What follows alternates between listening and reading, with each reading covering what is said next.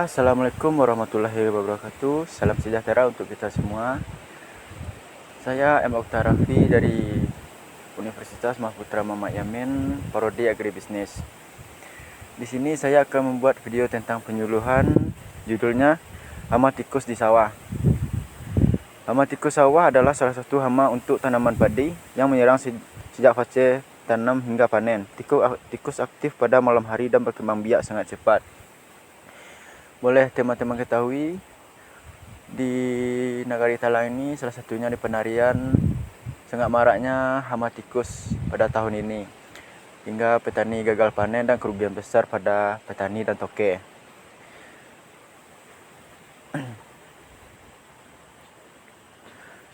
Serang tikus ini contohnya tanaman padi terpotong di pangkal, anakan padi habis dimakan, bulir padi hingga atau rusak saat fase generatif, banyak lubang aktif di pematang. Lubang aktif pematang ini bisa menyebabkan pematang runtuh dan batu-batu jatuh ke sawah. Terus terdampak jejak kaki dan kotoran tikus. Boleh teman-teman lihat di belakang. Ini salah satu sawah yang habis oleh hama tikus, yang hanya tinggal di pinggirannya, di tengah-tengahnya sudah berlubang.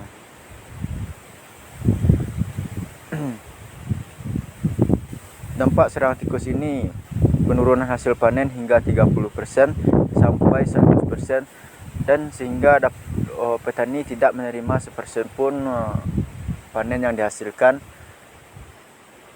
Terus kerugian ekonomi petani, serangan terjadi berulang setiap musim tanam, dapat menyebabkan gagal panen. Di Talang ini tahun inilah yang sangat marak kejadian hama tikus ini, hingga petani tidak bisa menikmati hasil panennya. Faktor penyebab populasi tikus ini, pola tanam tidak serempak. Contohnya tidak serentak tanaman padi ini yang dikelola oleh masyarakat di sini. Ada yang di ujung sana masih panen, di sini sebelah sini mau mengelola, dan singgahnya pas padi umur 3.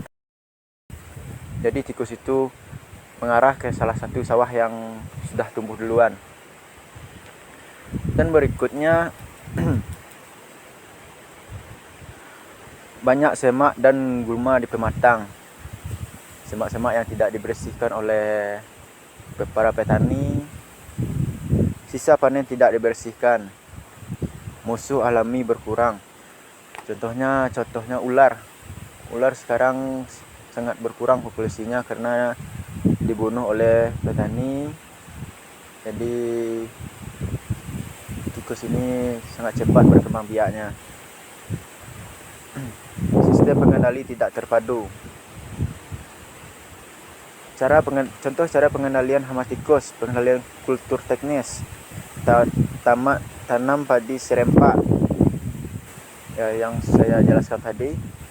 Terus sanitasi lahan dan pematang.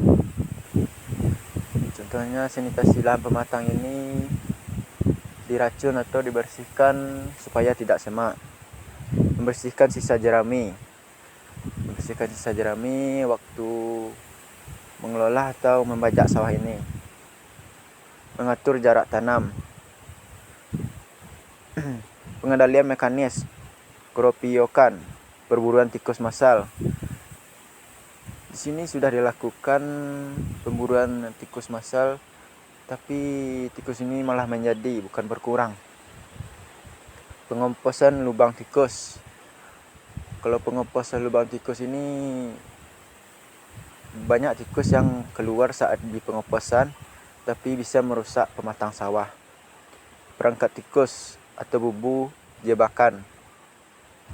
Pemasangan trap barrier system. Pengendalian biologis, memelihara burung hantu. Kalau memelihara burung hantu mungkin tidak ada di Nagari Talang ini. Mencegah predator alami, contohnya ular, elang. Kalau Ular di sawah ini cukup banyak juga, tapi bisa menakuti petani juga, sehingga ada petani yang membunuhnya atau memusnahkannya. Pemasangan rumah burung hantu. Pemasangan rumah burung hantu mungkin tidak ada juga. Pengendalian kimia. Penggunaan rodestisida sesuai dosis. Dilakukan secara bersama-sama, hanya sebagai alternatif terakhir. Kalau bahan ini seharusnya harus hati-hati agar tidak mencemari lingkungan. Pengendalian terpadu. Menggabungkan sebuah metode dilakukan sejak awal tanam, melibatkan petani, monitoring rutin populasi tikus. Waktu pengendalian yang efektif. Paling efektif saat pasien negatif awal, saat populasi masih rendah. Dilakukan sebelum tikus berkembang biak. Peran kelompok tani. Koordinasi tanah serempak, gropika bersama, pemasangan TBS atau rubuha. Pengawasan berkelanjutan.